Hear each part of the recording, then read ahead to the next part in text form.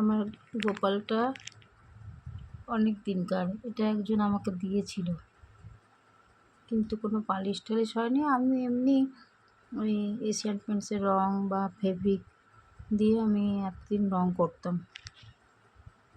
যা পারতাম তাই করতাম। কিন্তু একদিন আমার বর পুজো দেয়, প্রতিদিনই পুজো দেয়, কিন্তু আমার বর একদিনকে ওই একটা পালিশ নিয়ে এসেছে, অনলাইন থেকে কিনেছে, সেটা দিয়ে কাপড় দিয়ে আস্তে আস্তে গোপালকে ঘষে পরিষ্কার করছিল। করতে করতে এই বাদিককার চোখটা পুরো উঠে গেছে। আমি তার জন্য অনেক কান্না করেছিলাম, কেঁদেছিলাম যে ভগবান কী হলো কী জানি, কী অকল্যাণ হবে, তুমি এরকম তোমার চোখটা এরকম। আমার বর রূপ তুলে নিয়েছে, কিন্তু ও নিজে বুঝতে পারেনি চোখটা উঠে গেছে। তখন একটা লাল লাল রঙের লাল রঙ দেখা যাচ্ছিলো, মানে গর্ত হয়ে গেছিলো আর লাল রঙ দেখা যাচ্ছিলো।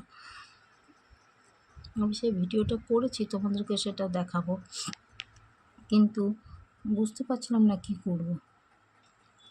আমি কোনোদিনও এমনি আমি ঠাকুর রঙ করতে পারি, কিন্তু আমি কোনোদিনও সেভাবে আমি কিছু বানাইনি।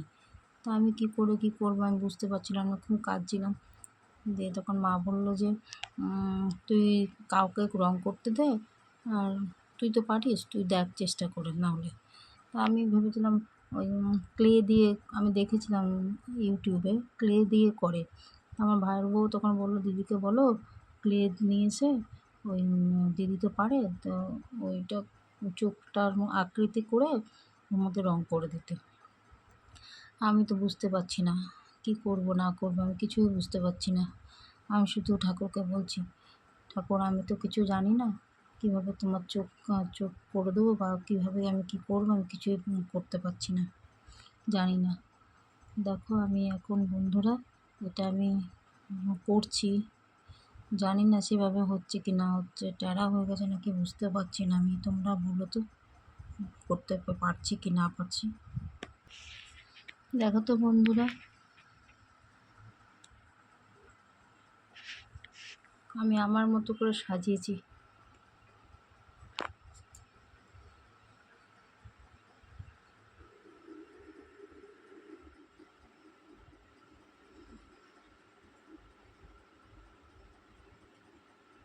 ভালো লাগছে তোমাদের?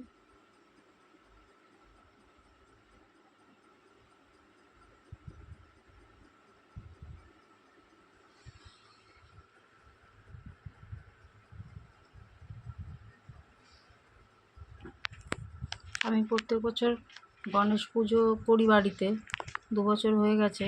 তা আমি নিজের হাতেই আমি ঠাকুরকে রঙ করি।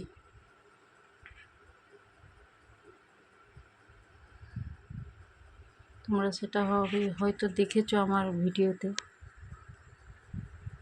কিন্তু এই চোখ বানানো এটাই আমার ফার্স্ট। ভালো হয়েছে কিনা তোমরা জানাও তো, কোথায় কী কেমন হবে সেটা জানিও।